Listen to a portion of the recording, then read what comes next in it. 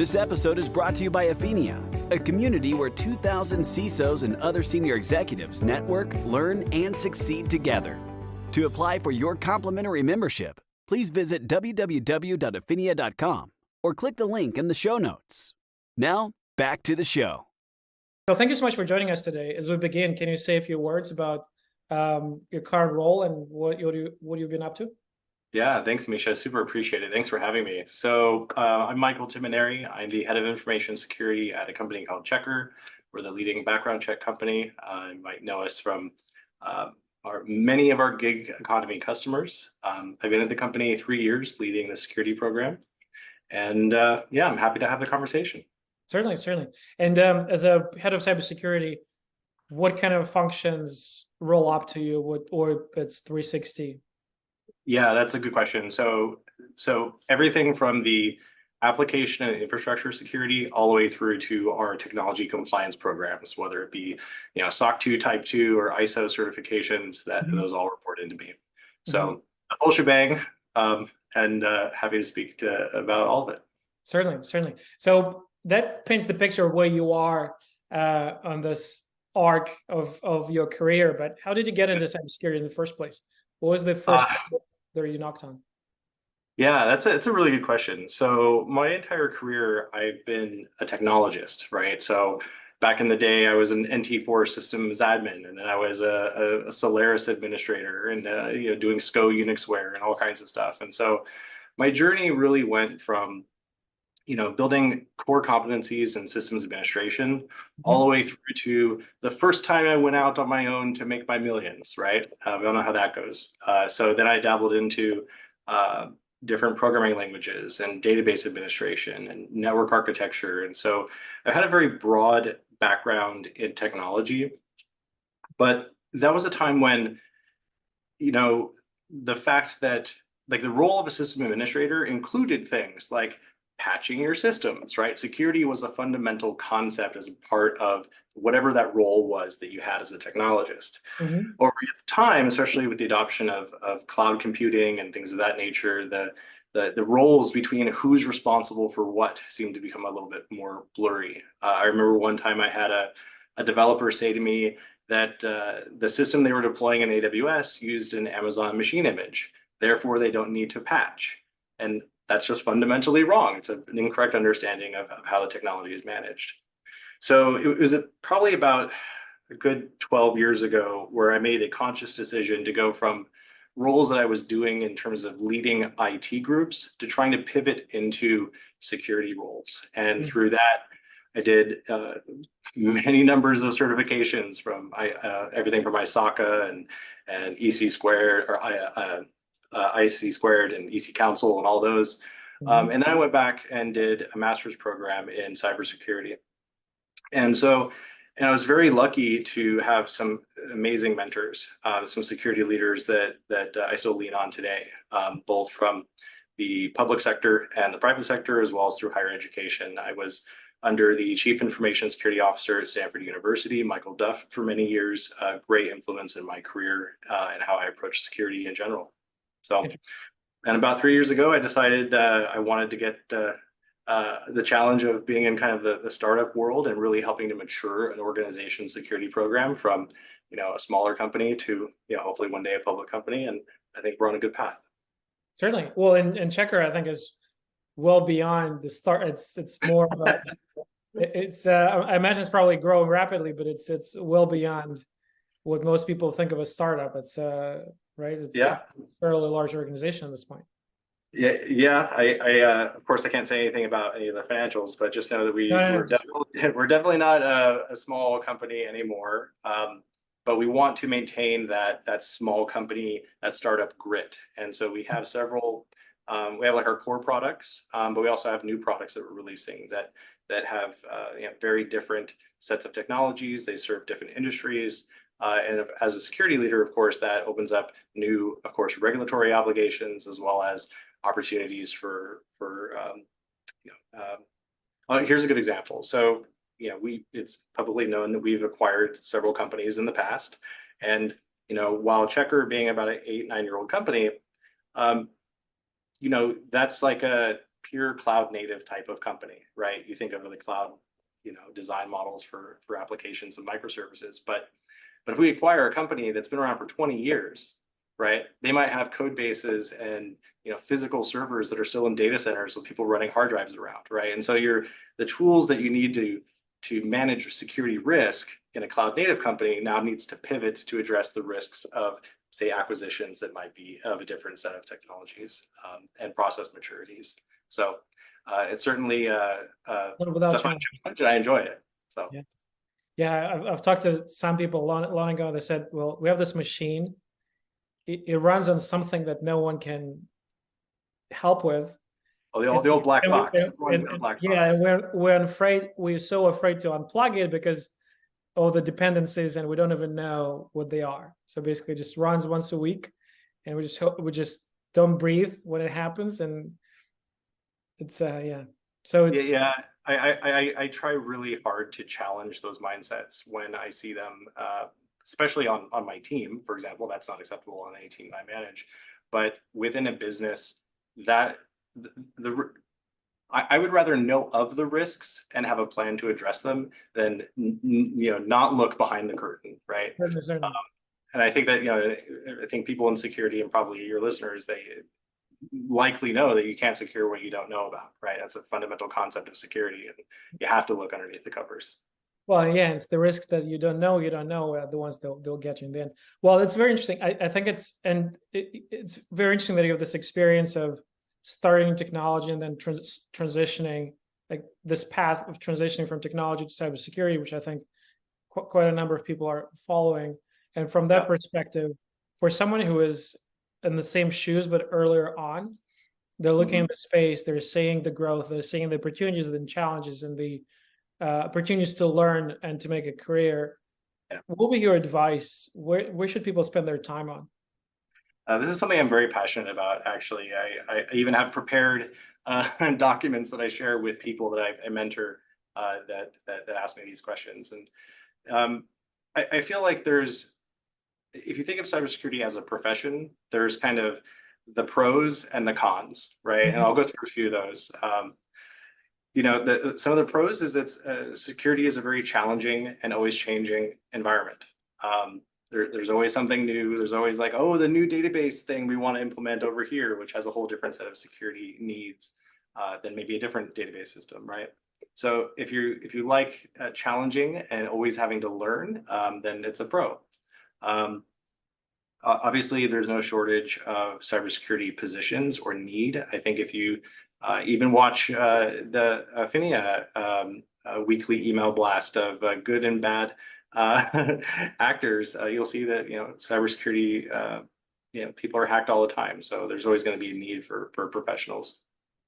Another pro, depending on your personality, is you get to work with a lot of lawyers. Hopefully you have those relationships with lawyers well in advance of anything kind of bad happening. But if you like interfacing with people that do the law, then that's a good thing. A negative also of the career is that you interface with a lot of lawyers, right? That can be negative too. And also within cybersecurity, there can be long periods of stress. We, as a profession, a good security professional has to be someone that can be the calm voice in the room to guide people through a stressful situation. A lot of times you might interface with someone at the business that you wouldn't normally interface with, that they think that maybe they did something bad, they clicked the wrong link or whatever it might be. They're going through a lot of stress, and you need to be able to help, of course, manage the organizational risk, but be human at the same time. And so I think that's a very important quality. I'd say the last couple of things I'll say is qualities or traits of a good cybersecurity professional. Avoiding hyperbole. I think that's something that I talk about quite a lot with teams that I manage, is that yes, there are risks, and some of the risks that someone might see in front of them every day, because that's the technology they work with. Like maybe you're talking with an infrastructure networking individual, and they see this risk over here and they're wondering, well, why isn't that being fixed by the security team? Just knowing that there are other things, right? There could be this other risk over here that's a higher priority based on a risk assessment. And so just trying to ensure that you as a security leader don't, say the sky is falling all the time, but also when you do identify a risk, having well-defined processes that the business has bought into that supports to ensure that your risk assessment and prioritization is aligned with the business needs. Because at the end of the day, security in general, I mean, we are there to support the business. We need to be the yes and people. Like I jokingly say that like the lawyers can be the no people, right? And they probably jokingly say that security can be the no people. But at the end of the day, if the business wants to do something, yes, the business can do that thing. And here are the things we should consider to mitigate the risk around whatever that thing is. So just being very sure that you align with your executive sponsors, with your CEOs, your CFOs, because nothing that we do as a security program should be in contradiction with what the business needs. This episode is brought to you by Afinia, a community where 2,000 CISOs and other senior executives network, learn, and succeed together. To apply for your complimentary membership, please visit www.afinia.com or click the link in the show notes. Now, back to the show. Interesting. Well, it's I think it's what you're saying. It's actually it's on the mind for a lot of people of transitioning from this department of no. Just it's safe to say no because it's changes can bring about some of the challenges, some of the risks. It's just easy to say no to changing that mindset to a business enabling department. It's a qualified yes, but it's still a yes at the end of the day. And this alignment with business goals, I think it's hugely important, which actually it's a very interesting topic because I think a lot of people who come up through the ranks and become CVP level executives, they're very technical. So for them, this concept of wearing the business hat as well, it's it's a skill that needs to be acquired along the way.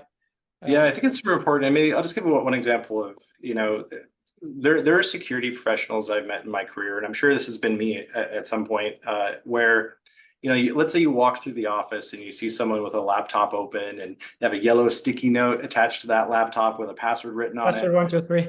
Yeah, and there are some security people that they'll walk by, they'll figuratively slap their hand, wave their finger, say bad user, and yeah, okay, is it great that they have a password on a sticky note? No, absolutely not.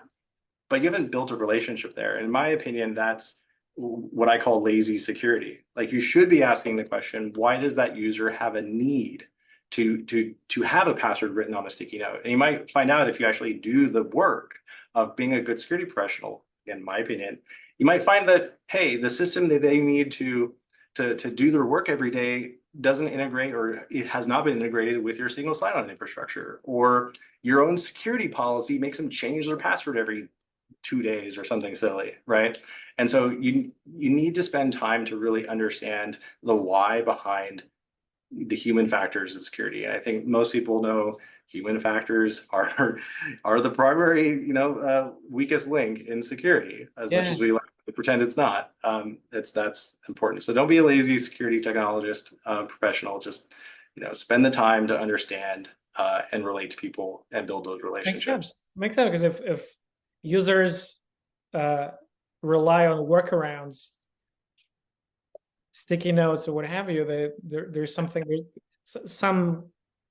in the process that's not ideal. That forces them to rely on those workarounds and not rely on the process that's built and validated. It makes a lot of sense. For cybersecurity leaders, what are some of the top challenges that you see? What are the top 3 in your mind that everyone is facing? Everyone is facing.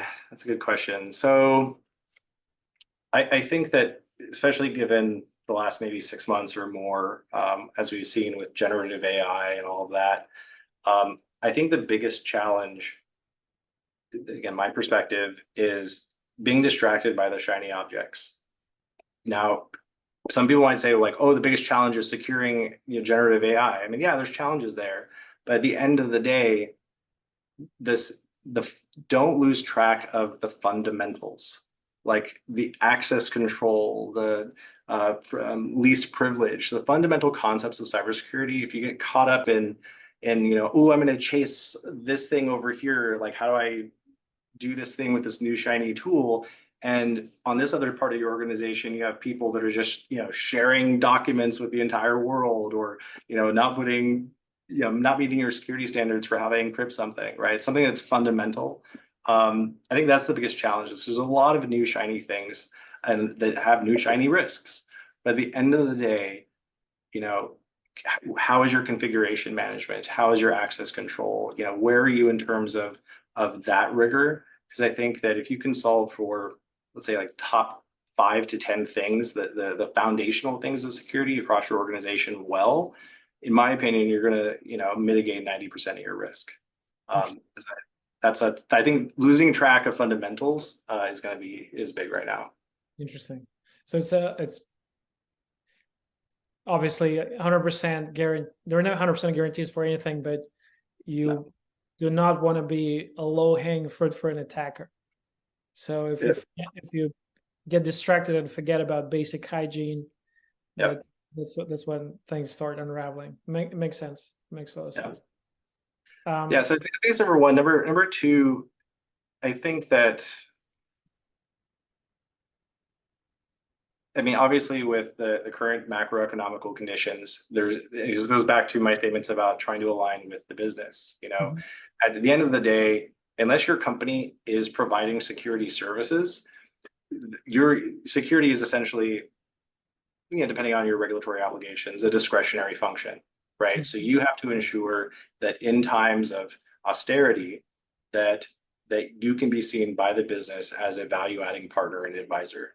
And I think that's super important. And maybe to round this out, the third thing that comes to mind when I think of things people should be aware of and top of mind is, I think ever-changing regulatory obligations.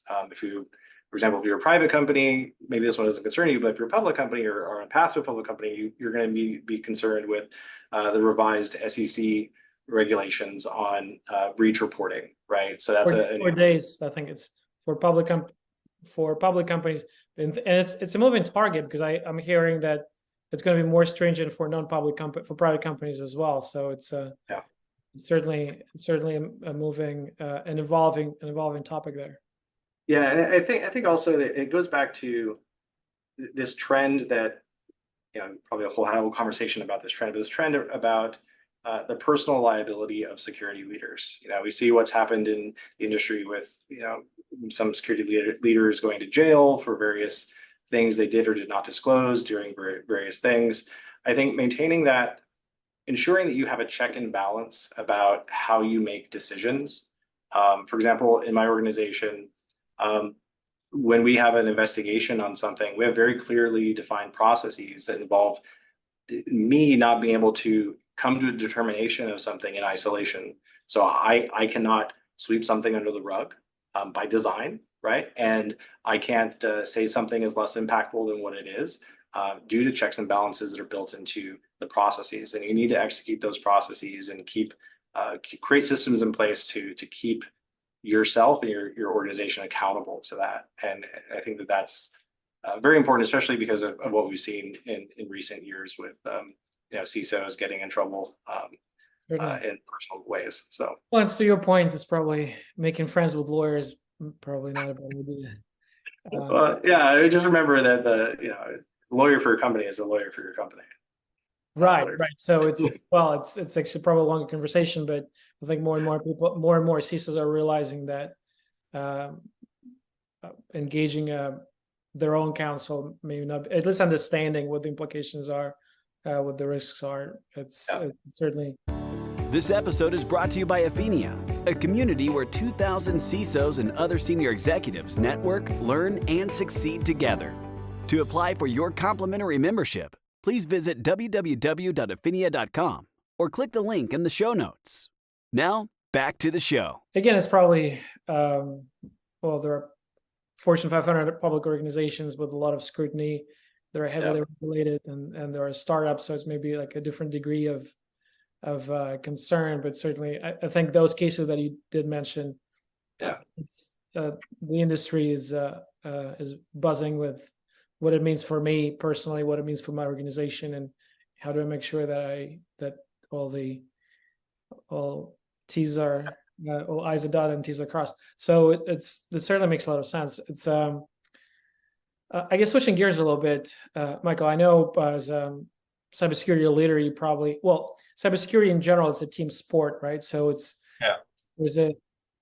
everyone is fighting the bad guys, but it's not something that everyone can do in isolation. You're relying on your peers and on your team, and I'm sure you mentioned some of the certification agencies. I'm sure you're probably a member of various meetups and associations and whatnot. And Afinia, I mean, we're always open to feedback. We're always curious about what is that we can do better, what some other organizations are doing that we potentially might adopt. And we launch a lot of projects. Some of them get traction and we keep them. Some of them don't. We nix them. But from your perspective, what would be your advice for us? What is, you mentioned the weekly Substack email newsletter that goes out, but what's some of the things that we can do better or differently?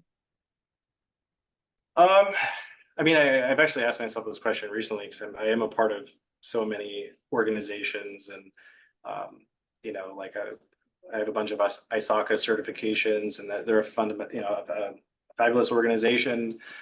SANS is a fabulous organization. They all have their benefits, but I feel like, at least where I'm at currently, I benefit more from the interactions I've had with your organization. Maybe because it is smaller and more finely honed at this point in time.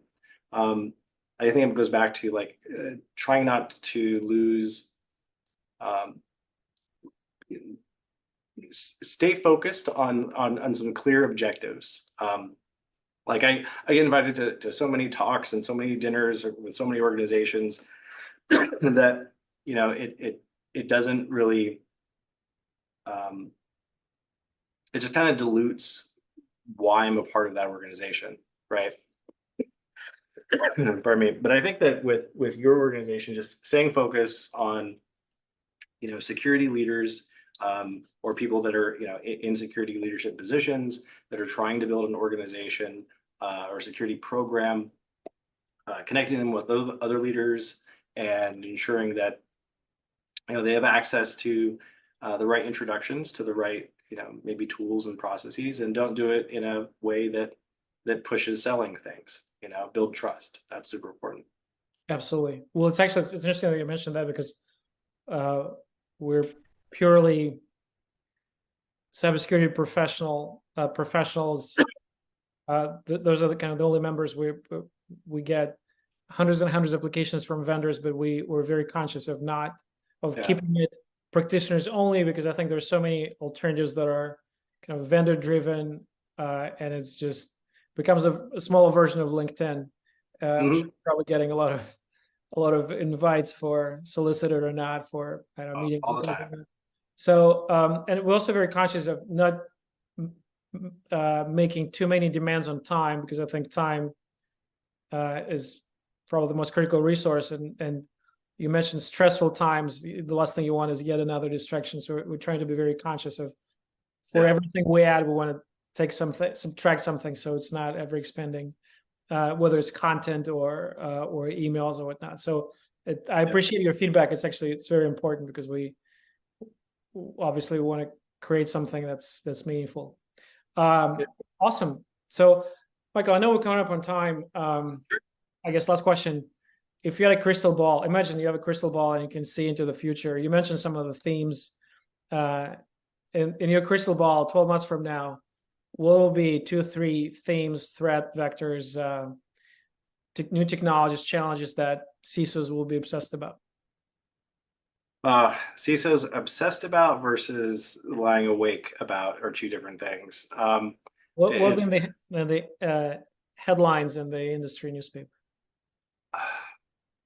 It's funny you should ask, because we do formalize cybersecurity risk assessments on a regular basis, and one of the first things that I ask my team is, what do we think is going to be our biggest problem in 6 months or a year from now? And every time we do a risk assessment, we go back and see how far off or how close we were to what happened. I would say that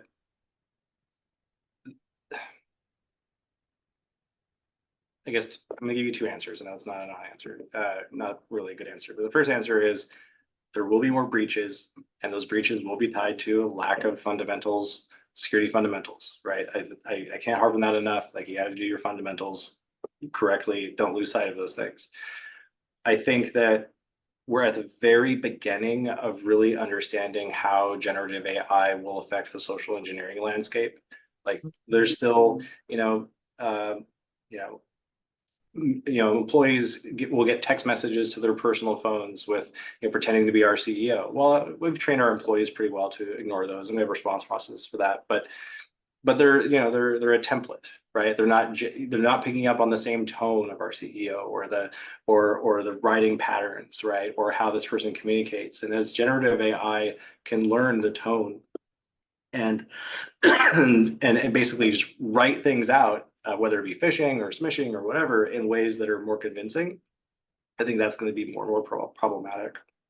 So. Which means we'll have to do another one 12 months from now and see how of these two things, which ones come to fruition. But to your point, I think it's pretty scary. I've seen, I think I was on one of the webinars, and there was an attack where a tech support team got a call in the voice of the chief marketing officer. Hey, I'm in the car. I'm running late. I cannot log in. I need to have access to my presentation. Give me a bypass code. And she's like, really irritated, authoritative. It's a killer app. It's scary just to think of what it would look like down the line as the technology gets better and better. Yeah, it kind of makes me feel like I remember I did a security training, many years ago, where, I spoofed the phone number of an executive, right? So I called the executive as their, I think it was their wife at the time. And there's apps that you can download in the App Store that spoof phone numbers and do voice changes and stuff like that. And I mean, the long story short was, this was a way to drive home the fact that you can't trust, even if your caller ID says that this is the person's phone that's calling you, you have to build into your user community that that's not a trusted factor, right? So being very clear about what trusted communication pathways are is appropriate. Just like if you take a lesson from the finance world, right? How do you wire money to vendors or whatever, right? You should have very clear checks and balances and what the right process is, so that you don't wire money to a threat actor, right? And I think those concepts need to be expanded into other forms of communication, and I think maybe drive that. Yeah, and maybe some of those will be hard coded, so there will be channels that will be privileged and encrypted and will be hardened to spoofing and unauthorized access. One would hope, but again, one would hope. But then but then there's always questions of who's actually hardening and who has the keys, and it's the whole process of does the NSA have it, and yada yada yada yada. So down that rabbit hole. But I think at the end of the day, clarity around how key or critical business functions should operate, and where security can be a partner in working with those businesses, those business units, to not just comply with best practices from a security standpoint, but also be able to help them threat model what is new, right? We should, as security leaders, be able to go to our accounting team and work with them as trusted advisors to help them build out, what does, in generative AI, what are the threats that they might face, right, with this new changing landscape of technologies. And if you haven't built that relationship with those leaders in your organization, that you should be doing that as soon as you're done watching this video. You need to build those relationships. But I think it's also I know we're wrapping up, but it's also kind of a muscle tissue that people need to develop. Seeing enough attacks, seeing enough phishing emails, seeing those emails get better, and the grammar is getting better with ChatGPT. I mean, I see them. There's no longer dear sir or madam, please. With commas in the wrong place. Yes, exactly. Yeah. So it takes training and time, and unfortunately, some of this experience will come from mistakes. So, I mean, there's always going to be like, I tell all the companies I've worked for is that it's not a matter of if, it's a matter of when, right? And so you have to ensure that you have the processes in place and the relationships built, and if you get a forensics firm on retainer, ensure you have the ability to launch a call center if needed. All the stuff that you have to do in incident response. If there is an incident, you don't want it to be the first time you've ever done it or the organization prepared for it. So if you're not doing disaster recovery or security incident response tabletops at the very minimum, you should be doing them. And I think that's also a way that you can build those cross-functional partnerships with key players. Sure. So. All right, Michael, this was lots of fun. Thank you so much for your time. Where can people find you? What's the best way to connect? Probably on LinkedIn. Yeah, you can find me there. I usually have a backlog, but if you reach out with a DM, I'll do my best to get back to you. Sounds good. Well, Michael, thank you so much. I hope we'll get a chance to meet face to face at some point, maybe at RSA or Black Hat. Yeah, I'm looking forward to it. Thanks. Yeah.